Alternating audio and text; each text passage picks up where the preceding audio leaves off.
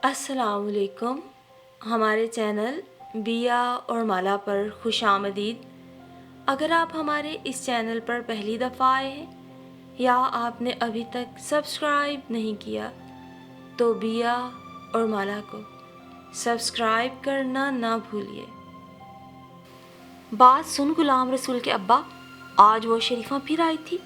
लस्सी का कटोरा अब्बे के हाथ में पकड़ाते हुए अम्मा बोली और खाट की पायंती पे बैठ गई। तूने उसे बताया नहीं कि मेहर भरी शेर जमान के बचपन की मंग है। अब्बा ने लस्सी का घूंट लिए बगैर घूर कर अम्मा को देखा। कोई 1 दफ़ा 100 दफ़ा उसे बता चुकी हूँ कि मेहर भरी अभी पैदा भी नहीं हुई थी जब उसकी चाची ने कहा था नूरा धी हुई तो मेरी। और फिर जब ये पैदा हुई तो इसकी चाची ने अपना चांदी का छल्ला इसकी मुन्नी सी उंगली में डाला था और जब इसकी उंगली से निकल गया तो इसके कुर्ते के दामन में डालकर गांठ दे दी थी और कहा था ये आज से मेरे शेर जमान की मंग है। और इसके चाचे ने पूरे 5 रुपए इसकी झोली में डाले थे कि ये मैंने अपने नूह को निशानी डाली है। ये रिश्ता कोई आज से तय नहीं हुआ, बड़े अरसे से हम जुबान दे चुके हैं और तू अच्छी तरह जानती ही है कि हम जुबान से फिरने वाले लोग नहीं। अम्मा ने शरीफा से होने वाली गुफ्तगू लफ्ज़ ब लफ्ज़ दोहरा कर अब्बे को मुतमईन करने की कोशिश की, पर वो अभी तक शक का शिकार था। तो फिर क्यों आती है वो बार बार? अगर तूने उसे आसरा नहीं दिया तो फिर हर दूसरे दिन क्यों आ जाती है? कान खोल कर सुन ले तू भी। मैं अपने भाई को जुबान देकर मुकरूंगा नहीं, चाहे कुछ हो जाए। अब्बा ने लस्सी का कटोरा खाली करके काठ पे पटक दिया। अल्लाह का नाम ले गुलाम रसूल के अब्बा, तू क्या समझता है मुझको? मैंने तो साफ साफ कह दिया कि अब के रबी की फसल बहुत अच्छी हुई है। जो कमी थी दाज में वो भी पूरी कर दी मैंने। बस शेर जमा की छुट्टी मंजूर हो जाए तो ब्याह की तारीख रख देंगे। खाली कटोरा उठाते हुए अम्मा भी जरा तीखे अंदाज से बोली थी और फिर उठने लगी थी जैसे कोई बात याद आ गई। पता नहीं उस शरीफा का मगज फिर गया है या क्या समझती है हमको। मेरे साफ इनकार के बावजूद लालच दिए जाती है मुझे। कहने लगी तू तो जानती है मेरा इकबाल अहमद पूरी 8 जमात पास है और शहर में गड्डियाँ मोटरें ठीक करता है। काम बढ़ गया है, अब तो छोटे भाई को भी साथ लगा लिया। बस अब मेरा बड़ा बेटा ही गांव में ढोर डंगर और खेत खलियान संभालता है। इकबाल अहमद कहता है अम्मा तू फिक्र ही ना किया कर, सारा घर पक्का करा दूंगा। उसी के पैसों से उसकी वोटी के लिए 2 कमरे पक्के बना लिए हैं, सामने बरामदा भी पक्का है। इकबाल कहता है गांव में बिजली आ जाए तो बिजली से चलने वाले पंखे भी लगवा देगा, हाथ से चलने वाला नलका भी लगवा दिया कि कुएं या नदी पे ना जाऊं। बहुत अच्छा, बड़ा नेक मेरा पुत्र। मैं तो उसकी वोटी को पूरे 5 तोले सोना 20 तोले चांदी चढ़ाऊंगी। 10 जोड़े रेशमी बना कर रखे हैं। अपने एक जानने वाले सेठ से लंडी कोतल से कपड़ा मंगवाया है मेरे इकबाल अहमद ने। जो भी आएगी राज करेगी मेरे बाले के साथ। मुझे तो ये सब सुन के गुस्सा ही आ गया। मैंने कहा नी शरीफा, तू क्या समझती है कि मैं जेवर कपड़े की हिर्स में आकर बरसों का रिश्ता खत्म कर दूंगी? कभी भूल में भी ना रहना, मैं नहीं शरीके बरादरी के ताने सुनने की रवादार। तू जात बरादरी की बहन है मेरी, 100 बार मेरे घर आ, पर इस ख्याल से मत आना, वरना मैं सारे गांव में सबको बता दूंगी कि तू भाइयों में जुदाई डालना चाहती है। तब वो उठ के चली गई, पर जाते जाते कहने लगी मैंने तो मेहर भरी की भलाई का सोचा था। कैसी रानियों जैसी सूरत है तेरी बेटी की। आस पास के 10 गांव में मेहर भरी के बराबर की कोई लड़की नहीं। शेर जमान एक गरीब सिपाही क्या दे सकेगा इसे? मेरे घर आती तो जैसी सूरत है वैसा ही रानियों जैसा मुकद्दर भी होता इसका। राज करती, एक घर की गुर्बत से निकल के वैसे ही घर में भेज रही है तू। तेरी मर्जी। मैंने कहा हमारी मर्जी। हमारी धी के लिए शेर जमा ही राजा महाराजा है। जो हक हलाल का रिस्क हमारी धी के नसीब में होगा इसे ज़रूर मिलेगा। अम्मा ने बड़ी तफसील से अपनी कारगुजारी सुनाई। लहजे में अपनी बेटी की कदर कीमत का फ़ख्र भी था और अब्बे के सामने अपनी बेगर्जी का एहसास भी दिलाना चाहती थी। वाह मेहर भरी की माँ, तूने तो बड़ी अक्ल वाली बात कर दी। सच बता किसने सिखाई थी तुझे ये बातें? अब अब्बा मुतमईन होकर मुस्कुरा रहा था। अम्मा भी हंसती। हाँ तू तो जैसे बड़ा अक्ल वाला है, पढ़ा लिखा मुंशी ना हो तो। और खुले आंगन के कोने में चूल्हे की लकड़ियों को फूंके मारती मेहर भरी ने सर उठा के शुक्र का सांस लिया।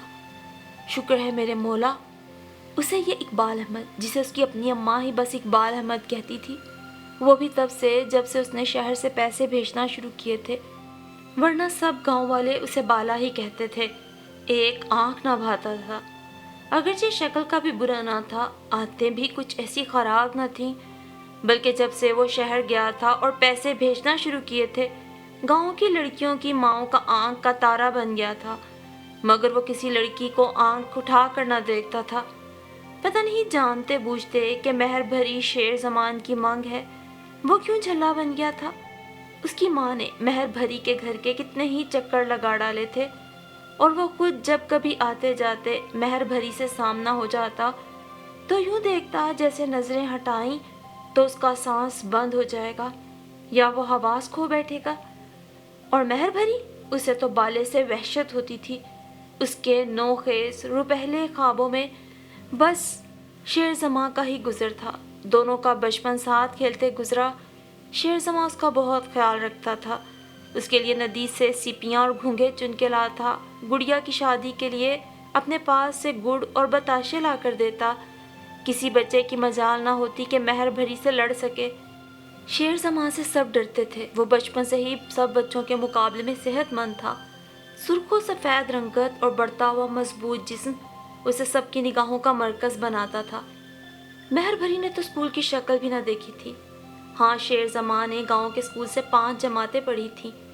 قریبی قصبے میں ہائی اسکول بھی تھا اور لڑکوں کا انٹر کالج بھی، مگر چاچی اپنے بیٹے کو اتنی دور بھیجنے پہ راضی نہ تھی۔ 3 بیٹیوں کے بعد یہ اس کا ایک ہی بیٹا تھا، بھلا وہ اسے اپنی نظروں سے دور کیسے کر سکتی تھی۔ شیر زماں کا دادا انگریزوں کی فوج کا ریٹائرڈ سپاہی تھا۔ وہ اکثر لام کے قصے شیر زماں کو سناتا، اپنی بہادری کے قصے، ترکوں اور جاپانیوں کی بے خوفی کے واقعات، تو کم سن شیر زماں کے دل میں اس سے بھی بڑھ کے بہادری کے کارنامے انجام دینے کی آرزو مچلنے لگتی۔ اس کے باپ اور چچا کو ان کی ماں نے فوج میں نہ جانے دیا تھا اور وہ دونوں کھیتی باڑی کرتے تھے، مگر وہ اکثر اس خواہش کا اظہار کرتے کہ کاش وہ لوگ فوج میں بھرتی ہو گئے ہوتے تو آج اپنے دیس کی فوج کے سپاہی ہوتے۔ پھر سن 65 کی جنگ کے دوران میں اس کے دادا نے اپنے دونوں بیٹوں کو ساتھ لیا، اپنی رائفل سنبھالی اور پرانی وردی پہن کر واہگہ بارڈر کی جانب روانہ ہو گیا۔ وہاں موجود فوجیوں نے انہیں واپس بھیجنا چاہا تو وہ اڑ گیا۔ جب ہماری جنگ ہو رہی ہے تو میں گولیاں کھا سکتا ہوں، اللہ اور رسول کے نام پر بننے والے ملک کی حفاظت کے لیے میں اپنے دشمنوں سے لڑ سکتا ہوں۔ میرے دونوں بیٹے سینوں پہ گولیاں کھائیں گے، مگر اس سے پہلے 100 دشمن ضرور دوزخ میں پہنچا دیں گے۔ 80 سال سے زائد عمر کے بوڑھے فوجی کا یہ جذبہ سب کے لیے متاثر کن تھا، اور وہاں ایسے ہی بہت سے بوڑھے اور جوان اپنے فوجی بھائیوں کے شانہ بشانہ لڑنے کے لیے بے چین تھے، مگر فوجیوں نے سمجھا بجھا کے واپس بھیج ہی دیا کہ ابھی ہم موجود ہیں، جب ضرورت محسوس ہوئی تو آپ کو بھی بلا لیں گے۔ گاؤں واپس آ کر بوڑھے فوجی نے نوجوانوں اور بچوں کو فوجی ٹریننگ دینا شروع کر دی۔ شیر زماں پوری دلچسپی لے رہا تھا۔ پھر جنگ ختم ہو گئی اور کچھ عرصے کے بعد جب فوج بھرتی کے لیے آئے تو شیر زماں نے اپنا بھی نام دے دیا۔ جس روز پاک فوج کے سپاہی کی وردی میں شیر زماں گھر آیا، اس کے باپ اور چچا کی خوشی کا ٹھکانہ نہ تھا۔ بس ایک حسرت تھی کہ کاش اس کا دادا اپنے پوتے کو پاک فوج کی وردی میں ملبوس دیکھتا۔ اونچا لمبا گورا چٹا شیر زماں خاکی وردی میں بہت سج رہا تھا۔ خود شیر زماں کو بھی 3 سال پہلے مرنے والا دادا بہت یاد آ رہا تھا۔ وقت تیزی سے گزر رہا تھا۔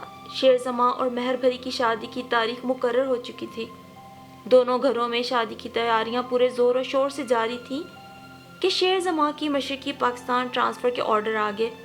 وہ ان دنوں شادی کے سلسلے میں چھٹی پر گاؤں آیا ہوا تھا اور چھٹی ختم ہونے پہ اس نے مشرقی پاکستان جانا تھا۔ دلہن بنی نوخیز مہر بھری کا حسن بہت دلکش اور انمول تھا۔ شیر زماں کے دل میں مہر بھری کی چاہت کا شعلہ تو بچپن سے روشن تھا، جو اب کہکشاں میں بدل گیا تھا، اور یہی حال مہر بھری کے دل کا تھا۔ وہ 20-22 دن جو ان دونوں نے ساتھ گزارے تھے انہیں تتلی کے پروں کی طرح رنگین اور سبک لگتے تھے۔ ایک دوسرے سے جدائی کا خیال انہیں سہانے روح لگتا تھا۔ مہر بھری کہتی، سنو، لوگ کہتے ہیں وہاں کی عورتیں جادوگرنیاں ہوتی ہیں، ان کے لمبے اور خوبصورت بال، بڑی بڑی آنکھیں، مردوں کو اپنا اسیر بنا لیتی ہیں، تو تم بھی بدل تو نہیں جاؤ گے؟ نہیں، میں بھلا کیوں بدلوں گا جب تم نے پہلے سے ہی جادو چلا کر مجھے اپنا قیدی بنا رکھا ہے۔ بس تم اداس نہ ہونا اور میرا انتظار کرنا۔ سپاہی کا کام ہی یہی ہے، اور اس کی بیوی کو بہت بہادر ہونا چاہیے۔ پھر مہر بھری کا دل ڈولتا رہا، آنکھوں سے آنسو بہتے رہے۔ چاچی اور ماں بھی روتی رہیں۔ ابا اور چاچا بظاہر بہت بہادر بنے کھڑے رہے، اور شیر زماں چلا گیا۔ پھر عجیب و غریب خبریں آنے لگیں۔ مشرقی پاکستان کے حالات بہت خراب تھے، اور پھر ہندوستان نے حملہ کر دیا۔ جنگ کے اعلان سے چند دن پہلے مہر بھری کے گھر میں اللہ نے چاند سا بیٹا دیا، اس کی اور شیر زماں کی محبت کی نشانی۔ ان لوگوں نے شیر زماں کو بیٹے کی پیدائش کی اطلاع دی تھی، لیکن اس کا جواب بہت دنوں بعد ملا، جس میں بیٹے کو دیکھنے کی خواہش کا اظہار تھا۔ مہر بھری کو ہمت اور حوصلے سے کام لینے اور سب کا خیال رکھنے کی تاکیدیں تھیں۔ اماں، چاچی، ابا اور چاچا اور سب گھر والوں کو سلام اور دعا تھا۔ مہر بھری کے گالوں کے گلاب مرجھا گئے تھے، آنکھوں کے ستاروں کی جوت مان پڑ گئی تھی۔ پھر وہ خبر آئی جس کو سن کر نہ صرف مہر بھری کا گھر بلکہ سارا گاؤں کئی دن روتا رہا۔ انہیں یقین ہی نہ آتا تھا کہ ان کے بہادر شیر جیسے بیٹوں نے دشمن کے سامنے ہتھیار ڈال دیے تھے اور دشمن کی قید میں چلے گئے تھے۔ شیر زماں کے ساتھ گاؤں کے اور بھی بہت سے جوان تھے۔ مہر بھری اور شیر زماں کا بیٹا فتح شیر اب بیٹھنے لگا تھا۔ مہر بھری مجسم انتظار بن چکی تھی کہ ایک روز ڈاکیے نے ایک سرکاری چٹھی لا کر دی اور مہر بھری کا انتظار ختم ہو گیا۔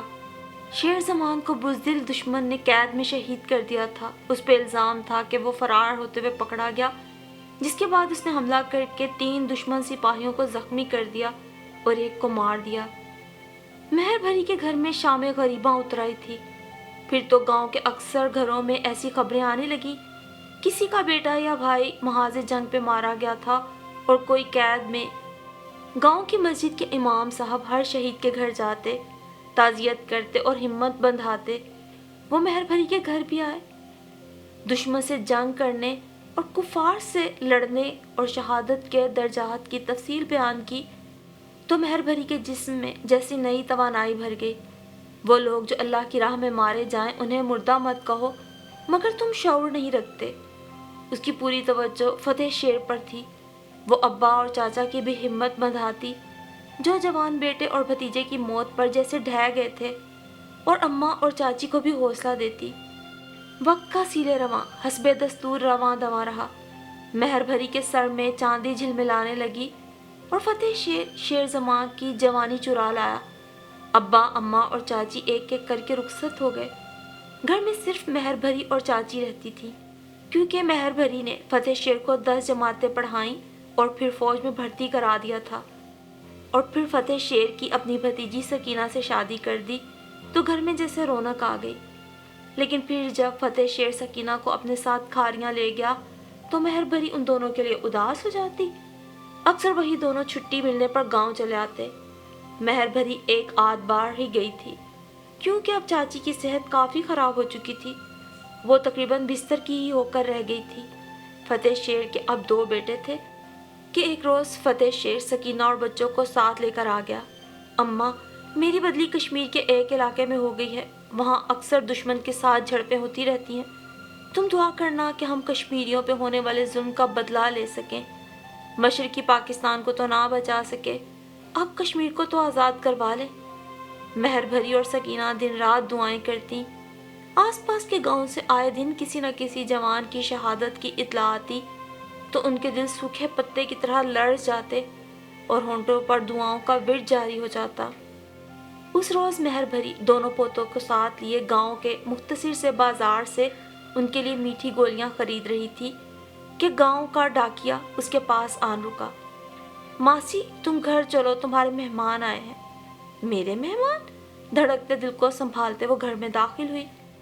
سامنے ہی گھنی بیری کی چھاؤں میں 2 فوجی کھڑے تھے اور سکینہ پچھاڑیں کھا رہی تھی۔ پھوپھی، ہم لٹ گئے۔ پھوپھی دیکھ تو، یہ کیا کہہ رہے ہیں؟ بھلا یہ کیسے ہو سکتا ہے؟ فتح شیر ہمیں چھوڑ کے جا سکتا ہے؟ اس کے سوا ہم دونوں کا کون ہے؟ ابھی تو اس نے اپنے بیٹوں کو پڑھانا تھا، بڑا آدمی بنانا تھا، وہ کہتا تھا میں تو لانس نائک ہوں، مگر میرے بیٹے کپتان بنیں گے، کرنیل جرنیل بنیں گے، مگر نہیں، اب میں نہیں بھیجوں گی فوج میں۔ پہلے تم نے بھری جوانی میں بیوگی کاٹی اور اب میں؟ نہیں پھوپھی نہیں، ان سے پوچھو، یہ جھوٹ کہہ رہے ہیں نا۔ سکینہ بکھرے بالوں، سرخ آنکھوں اور وحشت بھرے انداز سے بے ربط بول رہی تھی۔ مہربانی نے اپنے دونوں پوتوں کو اپنے سینے سے لگا لیا اور وہیں زمین پہ بیٹھ گئی۔